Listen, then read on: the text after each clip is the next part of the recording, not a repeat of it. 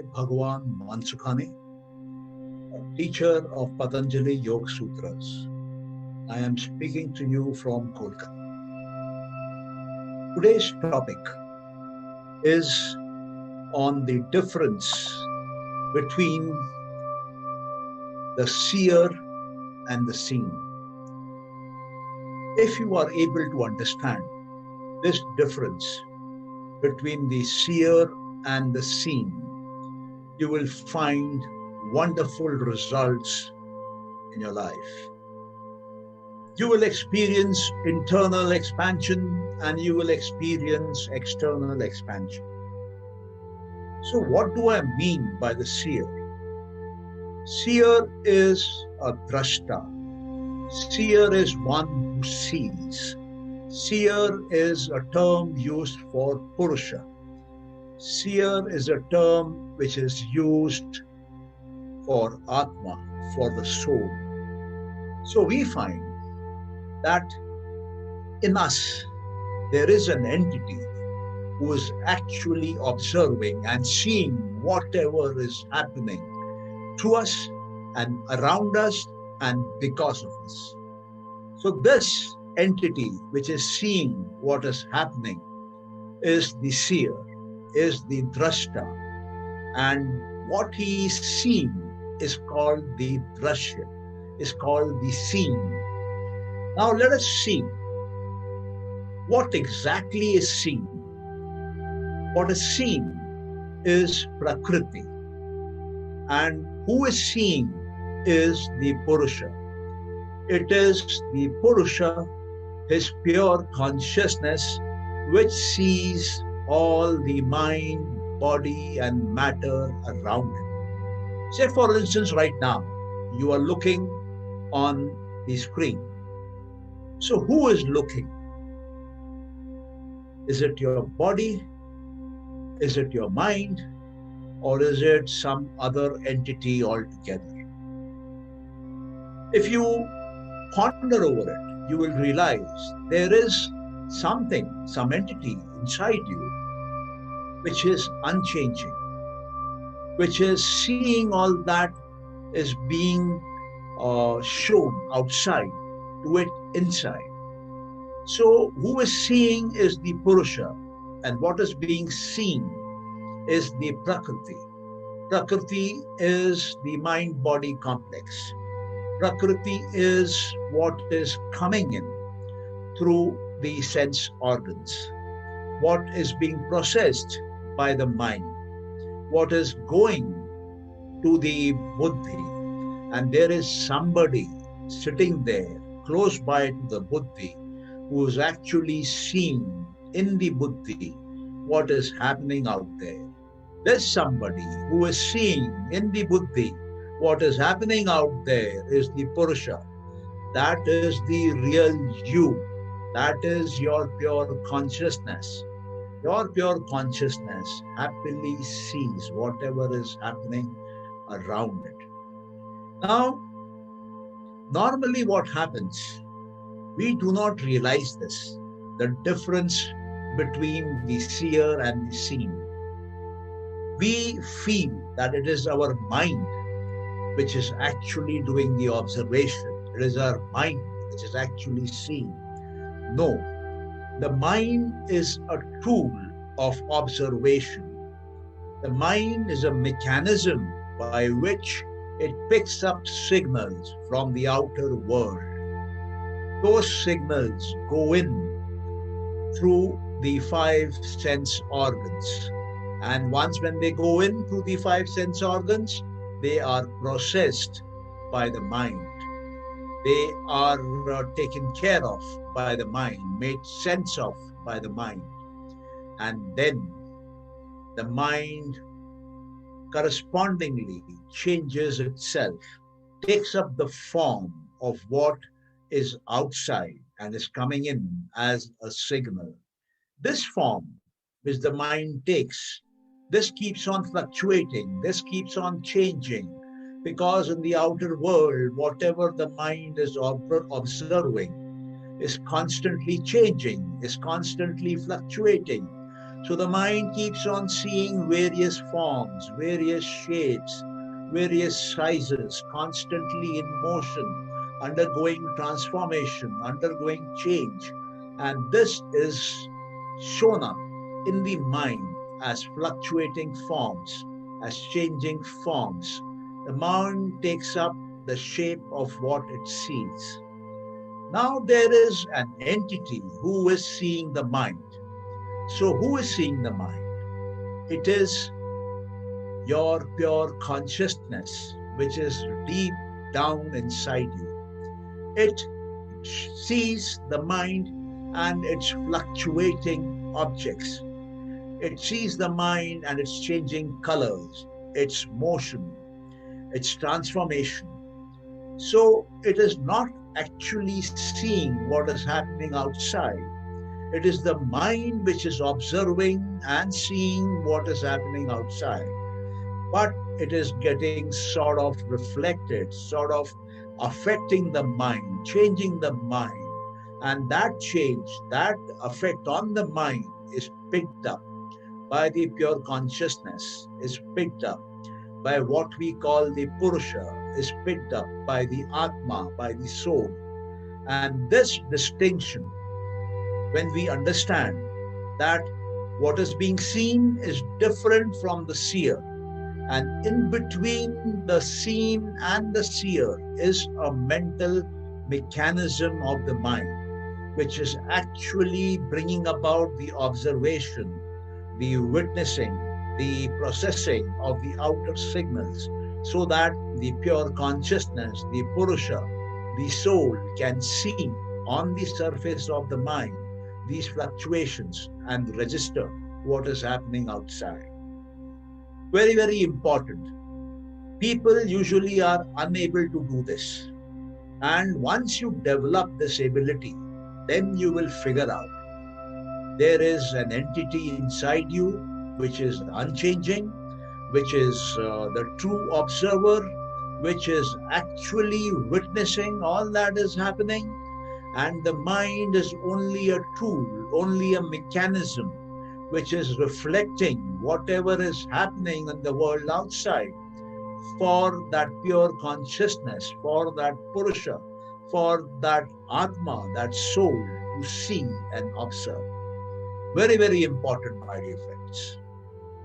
And now moving further, let's delve into this a bit more in detail.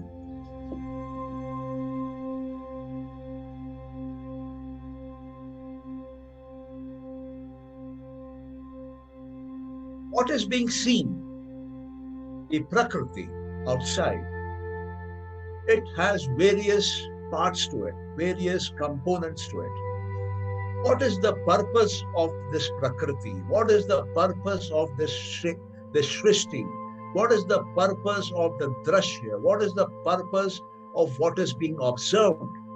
The purpose of that which is out there, which is Prakriti, which is the Shrishti, which is the existence which we are observing, which we are noticing, seeing, is only to provide experiences to the Purusha, only to provide a variety of experiences to the soul, to the, I would say, the Atma. Now, what does Prakriti constitute of? What is actually out there which is fluctuating and changing? It comprises of the three gunas of Prakriti. The first guna is Sattva, the other guna is Rajas, and the third guna is Tamas. Sattva by itself means what is formless. Rajas, in a way, can be understood as a quality of transformation. And Tamas is the quality of form. So if you look at nature outside, if you look at Prakriti outside, you will find everything out there is either having a form or there is no form. If it is having a form, then it is essentially, predominantly tamasic. And if it has no form, then it is essentially predominantly sattvic. But this form or no form is not steady. It keeps on changing. So what keeps on changing happens because of the transformation, because of the change, because of the rajas. To give you a better illustration, look now out of the window. You will see cars moving, you will see buildings standing, you will see people, you will see many other objects. All these objects have a form, they have a shape, they have a color, they have a size, and they are tamasic. They have a weight, they have inertia. So Prakriti has this quality of form, shape, color, size. Then Prakriti also has another quality of no form, formlessness. So you will find areas around these objects, around the buildings and cars and people, where you will find plain air, where you will find no form. So that is formlessness. That is another quality of Prakriti. The third you will find is that the air is constantly moving. The cars are constantly shifting. People are walking on the streets. So there is motion, there is change, there is a transformation in that status. So this is what Prakriti is all about. Prakriti has these three qualities. Anywhere you see Prakriti, nature, existence, you will find these three qualities present there. Look up in the sky. You will find stars, you will find the moon, you will find the sun, these celestial objects out there. So sun has a form, sun has a shape, sun has a color, moon has a form, moon has a shape, moon has a color. This is the tamas part of it. Now in between the sun and the moon, there is empty space. That is the sattva part of it. And they have a quality of change. Sun moves, the moon moves. So this is the third quality of rajas. So we find nature has these three qualities, which it permanently, constantly exhibits. And they keep on sort of fighting each other, one trying to dominate over the other. So that are the three gunas for you. Now, how do we locate these gunas? How do we see Prakriti? We see Prakriti through our senses. So we have the five senses. The five senses of vision, hearing, smelling, tasting, and feeling the temperature on our skin. So by this, we are getting inputs about Prakriti inside us. Now, this Prakriti outside is again comprising of five gross elements. These five gross elements are Prithvi, Jal, Agni, Vayu, and Akash.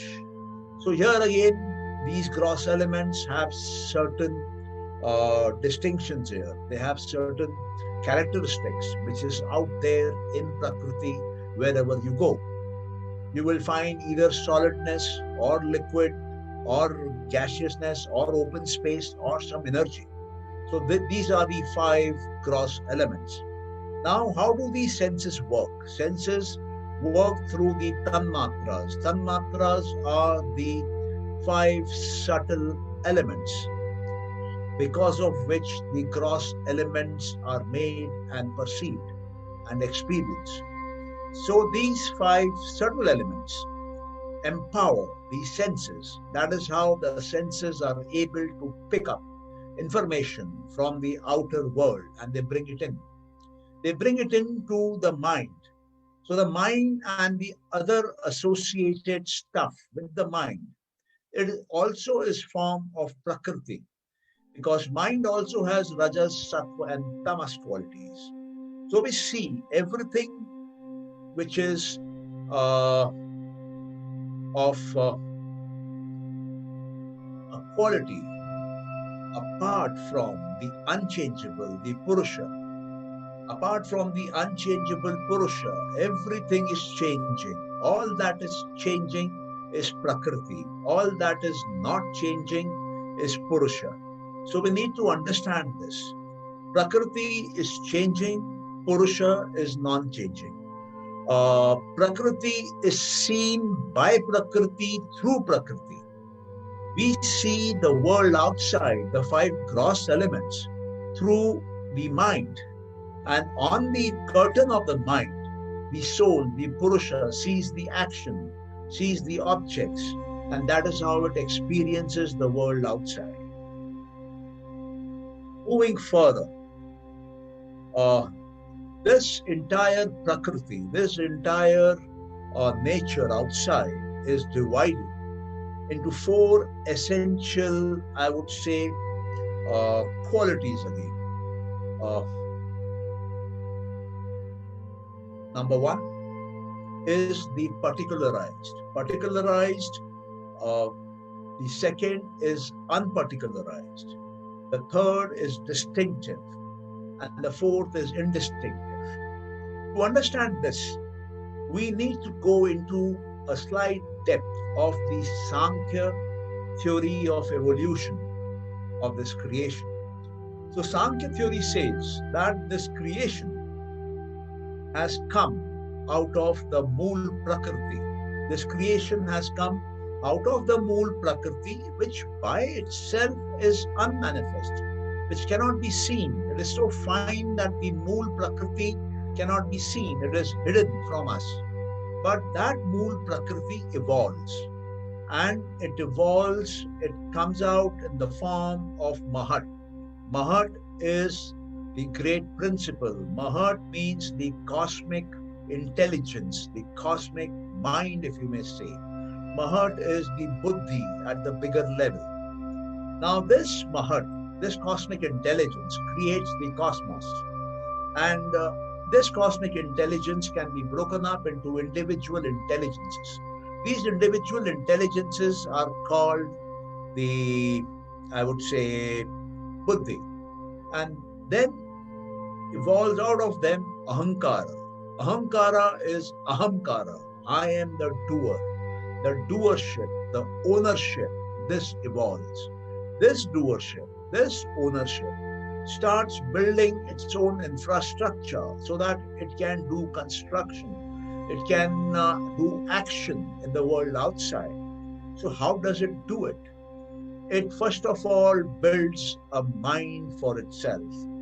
This mind is connected to the world outside. It is connected through the five senses of perception and through the five senses of action. So these five senses of perception and these five senses of action, they are created by the ahankara, by the ego. And they are created by the ego, by the ahankara, but they are managed and taken care of by the mind. So this mind starts collecting information from the existence outside through the five senses of perception. And that perception is gotten. And based on that perception, action is formulated inside. And now the five senses of action are put at work. And action is done in the existence outside. So information or perception is picked up from the existence outside. It is processed into action inside, and then that action is done through the senses of action in the existence outside.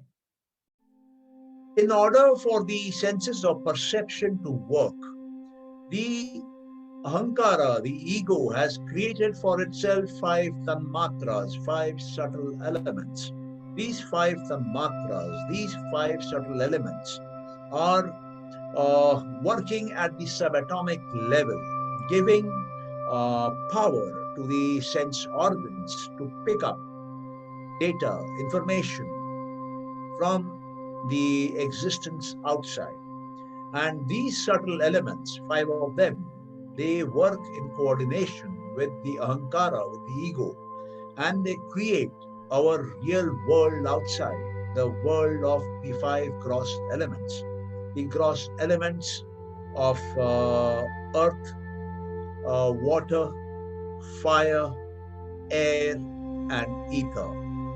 So this is how the cosmology has been defined by Kapila Muni in his Sankhya Darshan. Now here we see that Patanjali has divided this whole creation, these various stages of Prakriti, into four separate parts. So the first part is the particularized. Particularized are those evolutes of Prakriti who have come to an end in their evolution. They cannot go further and evolve something more. So what are these? These are the mind, the five senses of action, the five senses of perception, and the five gross elements. They come to a stop. They do not evolve further. The second is the unparticularized. The unparticularized are those evolutes of Prakriti which have not come to a standstill in terms of evolution. They are producing further evolutes. And when they are producing further evolutes, they are unparticularized. The third category in which Patanjali has divided them is called the distinctive. The distinctive is one which is where everything starts, which is the first major distinction from which the rest of the creation has evolved. So this distinctive entity, this distinctive tattva, this distinctive principle is called Mahat. Mahat is the, as I told you earlier, the great principle, the cosmic intelligence, the cosmic mind, you may say that. So from the cosmic mind, everything else has come. Therefore, this is called the distinctive. And what is indistinctive? What is completely indistinctive, which can never be seen, which can never be understood, which is always there in the unmanifest state, that is the Mool Prakriti. Prakriti in its primordial form. It is so small, so tiny that it cannot be seen, it cannot be perceived. It can only be known by a yogi using his intuition, using his pragya, using his insight, sixth sense. Moving on further, Patanjali now says, the seer is the drashta, the seer in us. There is somebody in you who is seeing me right now. So that is the seer.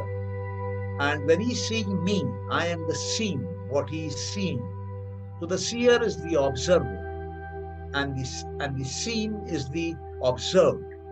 And the process by which this is happening is observation. So where is this observation taking place? This observation, my dear friends, is taking place in the mind. Mind is the tool of observation. Seer is the observer who is seeing through the tool of the mind. And what he is seeing is the observed. So in this particular case, it is you as an observer who is seeing me. I am the observed. And your mind is being used as a tool of observation in this case. So you have to understand the mind and the observer are two different entities. Mind is merely a tool, and what is being seen is the observed, that is me. And who is seeing is the observer, that is the real you, that is your Atma, that is your Purusha. It is not your mind per se. Mind is merely observing and showing it to the Purusha. Mind is there for the Purusha. All the images which are being formed in your mind, all that you're seeing right now, while looking at me, all the images which are being formed, they are being formed in your mind, and your Purusha is the observer who is seeing those images in the mind. The voice which you are listening to from me is coming to your mind. Your mind is making that listening. It is doing it through the ear. It is processing it and listening. And that listening is reflecting, is showing up on your mind. And the Purusha, the observer, is able to pick up what the mind is having as the listening. So the mind here is a listening tool. I am who is being listened. And in real terms, it is you inside, the observer, who is the listener. So this distinction has to be understood.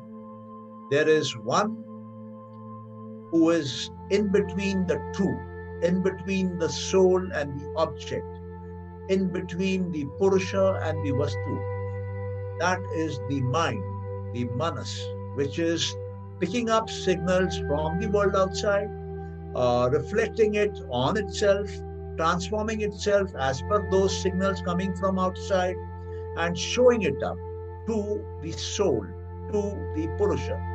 So this distinction will help you attain self-realization. Once you are able to do this differentiation, once if you are able to pick up this discrimination on a regular basis, it will help you to expand your awareness both inside and outside. It will give you tremendous jump in your intelligence. It will improve your IQ. It will improve your discrimination ability. It will even give you powers of the mind to have better decision-making ability. It will give you a higher willpower. It will make you more confident. It will make you less fearful. It will start doing wonders on your mind. So, my dear friends, this is very important that we understand the difference between the seer and the seen, between the observer and the observed. In between these both, there is the mind, which is sort of working as an agent, as a tool, as an object of observation, as an object of seeing, and it is using that ability, which is perceived by the soul, by the Purusha, on the mind.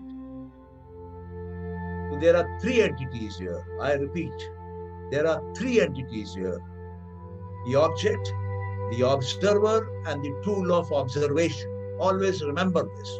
Very, very important, very, very critical. There are always three entities out here: the object, the observer, and the process of observation, the instrument of observation. It is the object, mind, and soul. These three are existing. And once you understand this, I am repeating again and again, because this is the most critical part to understand. If you are not able to distinguish between the mind and the soul, your life will have sorrow, tremendous amount of sorrow in it.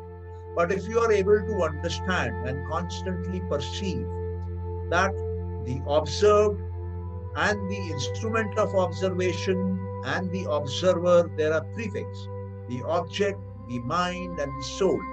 Your life will simply get uplifted and transformed by this simple understanding.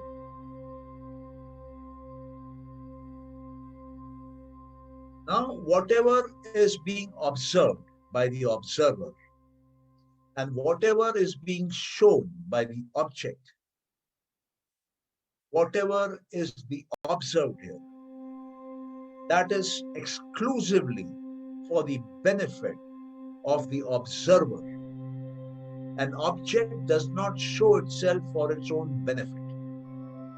The mind, which is looking at the object and picking up the image and creating it in the mind, is not doing it for its own benefit.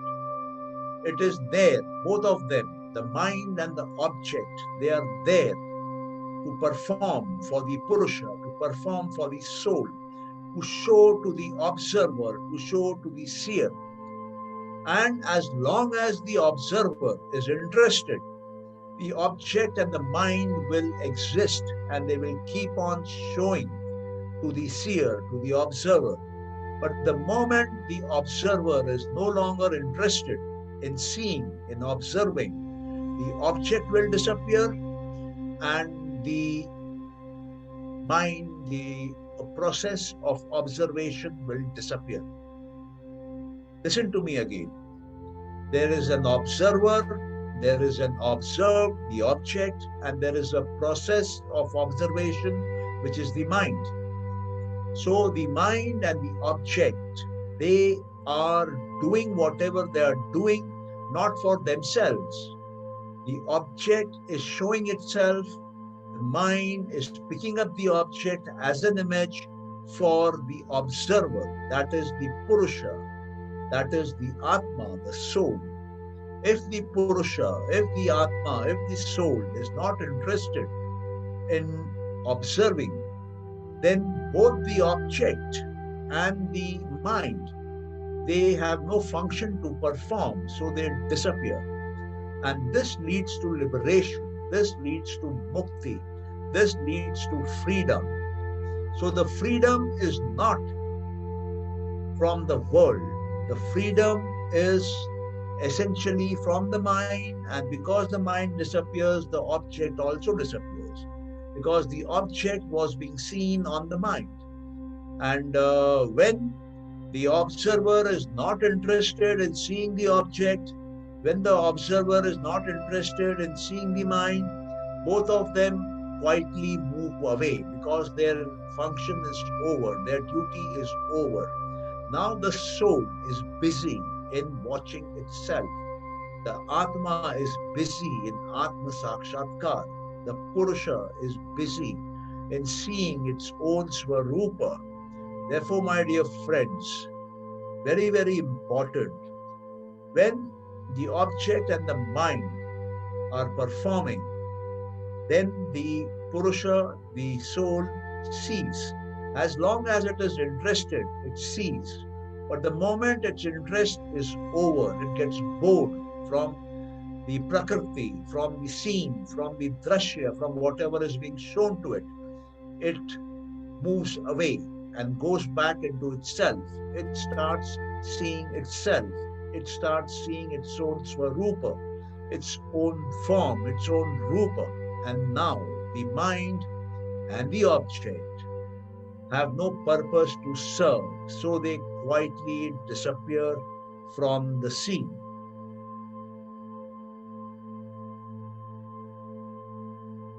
Now say the object and the mind have disappeared for the observer. But do they disappear for everybody? No. That object which was there, it is there for other people also now. So the object does not disappear. But it is unseen for the observer who is not interested in it. It is not seen by the observer who is not interested in making the observation, in seeing, in observing the object. Mark my words, catch each word carefully. If the observer is not interested in observing, then there is no object to be observed. It is not noticed, it is not experienced, it does not exist for the observer. And similarly, the process of observation, the tool of observation, the mind, that also now does not exist for the observer. So very, very important. These are important, I would say, section of Patanjali Yoga Sutras, where he is trying to explain the Purusha and the Prakriti. He uses the term Drashta for the Purusha and Drashya for Prakriti. Drashta is the seer. Drashya is the seen, what is being seen. I have used the term observer for the Drashta, for the seer, and the observed, the object for the seen, for the Drashya. So the point is, the object only exists for those observers who are interested in making the observation. Otherwise, the object does not exist for an observer who is not interested in making the observation. So when an object is not being observed by an observer, the mind also is not applied in that process. So the mind and the object both do not exist. What exists is the observer alone, and he is busy looking at himself. What exists is called self-observation. It is called Swarupa, looking at his Swarupa, seeing his own self. That is what the Purusha, the Drashta, gets busy in. But while the object has disappeared for this Purusha, it remains for all other Purushas who are still making that observation. So what it means is, it means if there are observers who are observing an object, the object is there for them. But if an observer is not interested in an object and not looking at it, the object does not exist for him because he has not experienced it, he has not noticed it, he has not created a vritti out of it. So no memories, no sanskaras, nothing has happened. There is no trigger. So with this, we have covered all the relevant sutras given by Patanjali in the sadhana chapter, in the sadhana pada of Patanjali Yoga Sutras. So essentially, he is trying to explain the seer and the seen, the drashta and the drashya, the observer and the object, and the role the mind is playing in it. And he's saying what all is being seen, the drashya, is actually there to give all sorts of experiences to the Purusha. And if the Purusha does not want any experience, then it can give liberation to the Purusha. So as long as the Purusha is interested in this Prakriti, in this world, the Prakriti, this world, will keep on feeding him signals, will keep on giving him stimulus, will keep on giving him inputs through the five senses, senses of perception. But if he is no longer interested, then the senses of perception do not work. These objects and the mind do not work to be noted, to be noticed. And then that brings an end to the worldly experiences of the drashta. And now the drashta, the observer, is busy with himself. He is looking at himself and he is getting into the self-liberation mode. He's getting into the Kevalya mode. He's getting into the Mukti mode. He's freeing himself from Prakriti. So Prakriti is there to serve the Purusha. Prakriti is there to give us all that we want. If you want the moon, it is possible that the Prakriti can give you the moon. There's another process to make that happen. But Prakriti is here to service us. If we want yoga, Prakriti will give us yoga. If we want bhoga, Prakriti will give us bhoga. So whatever we want. If we want enjoyment, Prakriti will provide all sorts of enjoyment which we demand, which we desire, which we want, which we are hungry for. At the same time, if we have got bored of Prakriti, if we want independence from Prakriti, if you want to go into our own self, if you want to be alone with ourselves, if you want to enter Kevalya, then Prakriti can offer us that Kevalya. Prakriti can do everything. So Prakriti is here to serve the Purusha.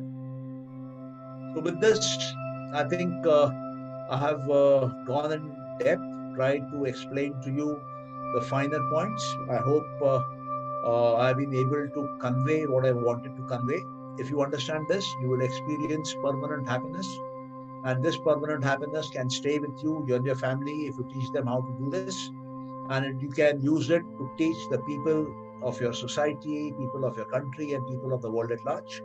And let us bring permanent happiness to the world by understanding the seer and the seen. Because all sorrow is originating here, between the seer and the seen. All sorrow is originating in the mind. It is the programming of the mind. It is the perception of the mind. It is the vritti, sanskaras, the karmic account which is there in the mind, which is the cause of all sorrow.